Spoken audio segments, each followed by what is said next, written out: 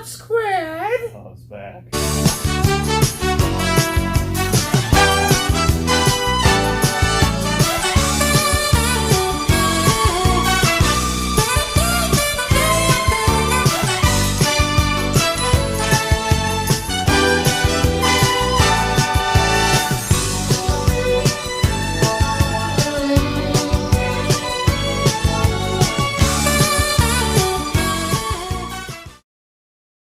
Oh, it's back. Trippy. It's a little trippy. Yeah. We're actually somewhat sober, so It's crazy. just bringing back the old, our awesome song. So we're going tight ends. End of the hot takes. Unless you want to do kickers, tight ends, which actually you want to go team defenses. You got drafted in the sixth round. That's my hot take. Is just draft any defense in the 6th round. Tight end hot takes, baby. All right, what do you Let's go. Yeah. We're both going to have one, and these are going to be some juicy ones. Mine is Tyler Higbee. Okay. Now, he was drafted rather high last year, and that's on the back of his finish the year before, which was epic. And then he disappointed hard. Yeah. Right? The whole offense sucked. Jared Goff threw 22 touchdowns. It was a mess. Right now, Tyler Higbee's going as tight end 11, tight end 12. So the back end of starters. Yeah. Okay. Yep. You can get him in the 9th, 10th round pretty late. If you wait on tight end, he's a guy you want to target. I'm predicting him to have a top 5 tight end season. Again, that's not my projections. It's my hot take. Okay. I see it in the range of outcomes. I always say that. I need to get used to that. Yeah. Right. And I'm not drafting him everywhere like some of these other guys, but I see the path to him for him to dominate. Is there a big following of his? Not really, because apparently he's getting drafted like last year. He was getting drafted as like tight end 6. Okay, and then he disappointed. Oh, but, okay. So Gerald Everett is gone. Yeah. Okay, they were splitting time, and it's not so much the splitting time that hurt him. It was the fact that when Everett he's an athletic. He's more of a wide receiver. So when they were both in the game, he was the one getting the route, and Higbee was the one blocking. Got it. Yeah. Higbee can do everything. He's more like a Gronk, like a poor man Gronk. Okay, he's a Michael Pittman of Gronks. So he can do everything. He's a big boy. He can block. He can run. Do everything. So with Everett gone, he has that role to himself. Okay, and the only guy backing him up, I can't think of his name offhand, is a rookie they drafted. They're high on. Yeah. But he's a rookie. Something about okay, him as well, yeah. And he's rookies, tight ends take their projects 3 years. I know you want to say Kyle Pitts. No, fuck you. You're trying to figure out a way to phrase that differently because I love Kyle Pitts. I was going because Kyle Pitts isn't going to be playing tight end this year, folks. He's going to be playing Julio Jones' role. Not to digress too much. Gerald Everett's gone. He's in Seattle. Okay. Oh, let me write that point down though, about the tight ends because I want to make sure that. Fuck you, dude. It's a good one. Well, it's a good point. Oh, cool. Not bad. bad. With Everett gone, Higbee gets that every down role, and he's going to be running the routes. Okay? And in 2019, when this is a sample size where Gerald Everett was gone, he was injured. And there was like 4 games he was hurt, and in the 5th game, he played like 3 snaps. So it was just this Higbee on his own. Yeah. Right? I'm going to read you what he did. Now, I had him in a couple leagues, and he won me championships because it was unbelievable. He was a waiver wire guy that year. His 5-game sample. I'm going to read you the targets, the catches, the yards. All right. 8, 11, 14, 11, 12 were his targets in those last 5 games of the year. 7, 7, 12, 9, 8 were his catches. His yards were 107, 116, 111, 104, 84. Damn. And he had two touchdowns in those 5 games. All right. That alone, just those numbers, it comes out to 56 targets, 43 catches. Oh, are you multiplying this over the season? No, this is the 5 games. 56 targets, 43 catches, 522 yards, and 2 touchdowns in those 5 games without Gerald Everett. That's nice. That's in 5 games. Darren Waller. If you just take those stats and apply it to last year's tight end rankings, that's tight end 21 last year. Just those 5 games. Now, I'm not going to say he's going to do that all year, but just for the game I like to play, if you extrapolate that to 16 games, it's not an 8-game sample, but it's a 5. It's not a 2-game. 743 catches, it's 4 touchdowns. Fuck you. It's 137 catches, 1,670 yards, and 7 touchdowns. That's the best year of all time. Yeah. And again, it's not the most accurate thing to say, but again, he did it for 5 games. Mm-hmm. It was in the fantasy playoffs. It was in the end of the year where they were fighting for the playoffs. It meant something. He was averaging 100 yards a fucking game receiving, dude. That's nice, yeah. So when you're getting him at tight end 11 right now, the other guys going there are, Robert Tonyan, guys that, have touchdown upside, but they don't have, he has all upside, and his floor apparently is going to be where he's getting drafted. Sounds like it, yeah. And again, when you're drafting a guy 10 and 11, you can just cut bait if it doesn't work out. Did he have any outlier performances last year? Is there anything noteworthy? A couple nice games, but it wasn't. Yeah. I think he ended with like 4 touchdowns. Everett and him just feasted off each other. But you did. It was a bad passing year. Yeah, it was a down year. It's a bad year in general for them. Yeah. So it's just when you have Everett gone, I'm not saying he's the most talented player. Mm-hmm. He's reliable. He's done it before. And when I see numbers like that, and I just remember starting him, and like I had Julio Jones on the same team, and he'd give me like 4 for 40. Then I was like, I have Higbee, and he'd go 8 for 110 and a touchdown. Yeah. I won that playoff game. When you're winning a game because you're tight end, yeah, a guy you picked up on the waiver wire, yeah. At this point, he's almost at that, dude. He's 10 and 11. So, what do you got for me? So my guy, someone you're very familiar with. It's familiar with a lot of men, so. yeah. Well, this is one of your I think this is one of your hot takes when we first started really sitting down and watching film together and everything. Was last year? Yeah, YouTube film. Yeah, so Okay. last year this is one of your guys. We just didn't do the podcast. We did all this stuff. Actually, I don't know if you remember. So it was one of the very first nights we got together where we were actually watching I like this guy. We watched the YouTube film, watched this guy, and you kept mentioning Jonnu, and to me, I'm like, John, who? Because Delaney Walker retired last year. I didn't like the idea that it was the Titans, but you liked the situation. We'll get to the why I like him this year. But speaking of last year, so we finally, after watch this guy. I made you watch like 10 Lavisca Chenault videos. You made me watch Irv Smith.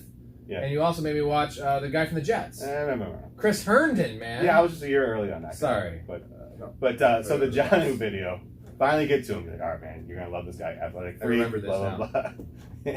And the video starts off with it's a newscast, of Jonnu Smith getting boiling hot water poured on him. That's his ex-girlfriend. And this is the only Jonnu video we could find. Right. The highlight video starts off with him getting hot water poured on. And this is my first interaction, my first experience even knowing who Jonnu is, seeing the man. Right. And that was the first minute and a half of the 6-minute highlight. Because Johnny wasn't starting the year before because they had Delaney Walker. Yeah. But he had a nice showing, a one-handed touchdown catch in the playoffs the year before. Does he control it before he's out of bounds?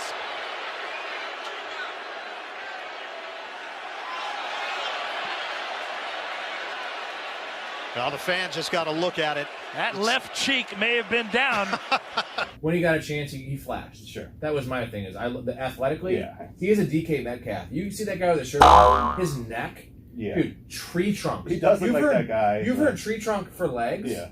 Jonnu Smith has a tree trunk for a neck? Yeah. Now, I don't know how neck translates to fantasy, but if I have a choice of a thin neck like a Mike Lennon or a thick neck like Jonnu Smith, you're going thick neck. Ask the ladies, man. It's all about girth. Yeah. Jonnu's got that neck girth. And okay, let's hear your points. What's he doing with his neck? Well, he's not going to break his neck. So that's one thing. You're not going to have a career-ending injury with Jonnu for his neck. Is that a reason to draft him, or? Yeah, I guess. I mean, if deciding factor, right? Neck size. Well, yeah, I think with the recent uptick in neck injuries, yes, career-ending. Sorry to derail you. Let's hear what you got, because I love Jonnu, and I was really off him early in the year, and you've been slaying me. I'll start out by saying he's a real trooper overcoming that water incident. True.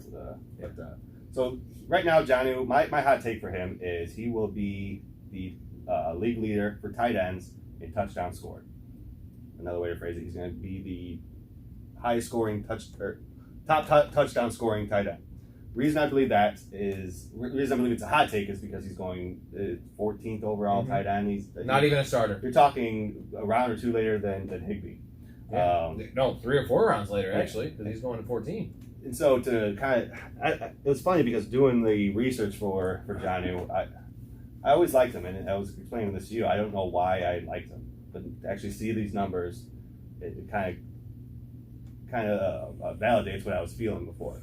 So, few stats here on why I like him, or why this would be a big year for him if he is the top touchdown scorer. They paid him like it. Yeah. So right now he got obviously the Patriots went out, and on offense the priority was getting tight ends. They got him and Hunter Henry, making them both the third highest paid tight end in the league. Both, so it's Jonnu, Hunter. Only above him is Kelsey and Kittle. That's crazy. Yeah. So he's gotten paid like it.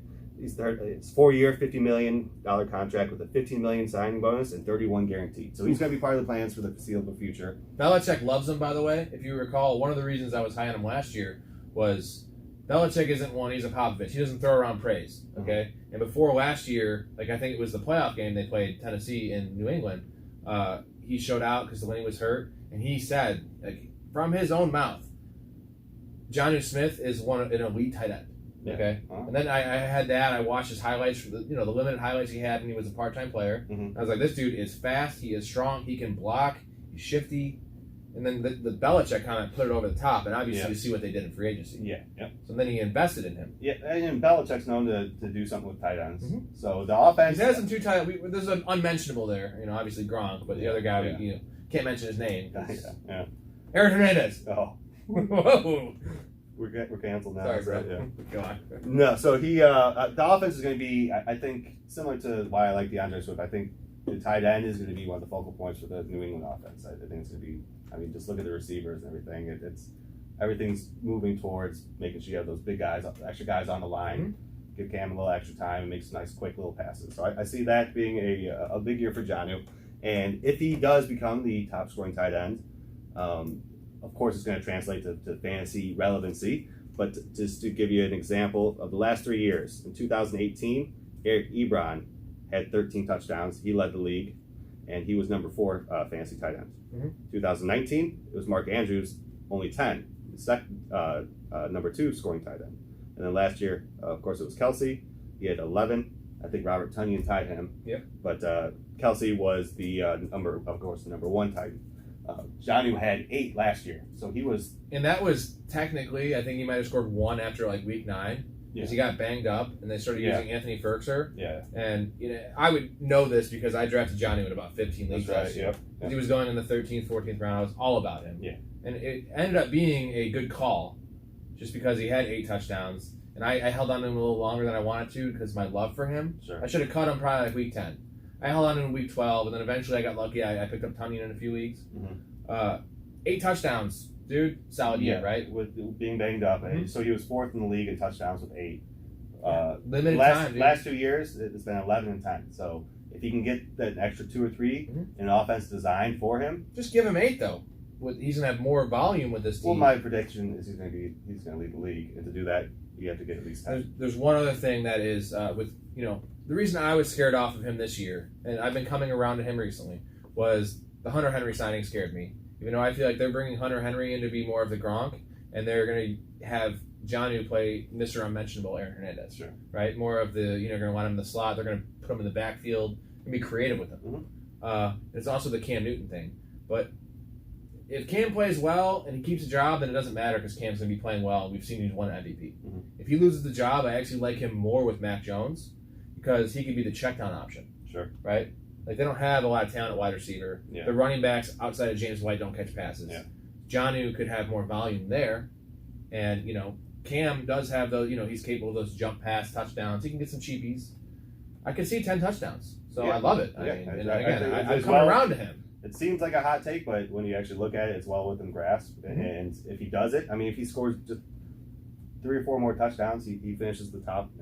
You're almost guaranteeing the top 4. And if he doesn't, you cut him because you drafted him as a 14 tight end. Exactly. You waited on tight end, you streamed the position. Exactly. So the upside's there. I really love him in best ball. If I'm getting someone like Waller or Kelsey early, then I absolutely love. He's going to be on the field. I have Jonnu in almost every best ball league. Mm-hmm. He's going to be on the field, especially in FFPC because of the tight end premium. Yep.